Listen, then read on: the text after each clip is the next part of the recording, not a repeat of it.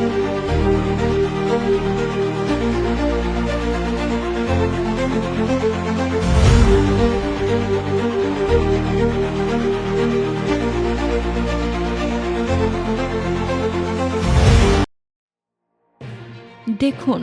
এই হৃদয় বিদারক দৃশ্য।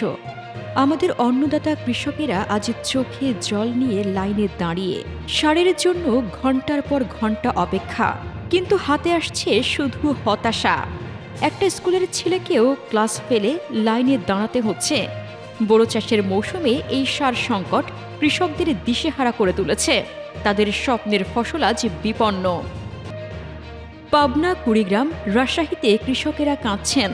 সার নেই, জমি পড়ে আছে, ফল হবে না। একজন বাবা বলছেন, ঋণ নিয়ে চাষ করেছি, এখন পরিবারকে কি খাওয়াবো? রাত জেগে খেতে গিয়ে চোখে অশ্রু। এই কৃষকেরাই তো আমাদের পেট ভরান, কিন্তু আজ তাদের কান্না কেউ শুনছে না। বেশি দামে কালোবাজারি, কৃত্রিম সংকট, এসবের শিকার হয়ে তারা দিশেহারা। বোরো মৌসুমে ৭০% সার লাগে, না পেলে স্বপ্ন ভেঙে যাবে লাখো কৃষকের। কেন এই দুর্দশা?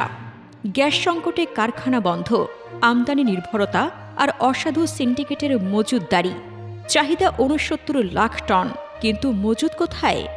এর ফলে খরচ বেড়ে যাচ্ছে, ফলন কমবে, পরিবারগুলো না খেয়ে থাকবে। কৃষকরা বলছেন, এভাবে চললে চাষ ছেড়ে দিতে হবে। এটা শুধু সার সংকট নয়, এটা আমাদের খাদ্য নিরাপত্তার সংকট, লাখো পরিবারের কান্নার সংকট। সরকার বলছে সংকট কেটে যাবে, নতুন নীতি আসছে, কিন্তু কৃষকদের কান্না থামাতে দ্রুত পদক্ষেপ দরকার। এই অন্নদাতাদের পাশে আমরা দাঁড়াবো কি? তাদের দুঃখ আমাদের দুঃখ, সময় এসেছে তাদের কথা শোনার। ধন্যবাদ দেখার জন্য। এই ভিডিও শেয়ার করুন, কৃষকদের কণ্ঠস্বর ছড়িয়ে দিন।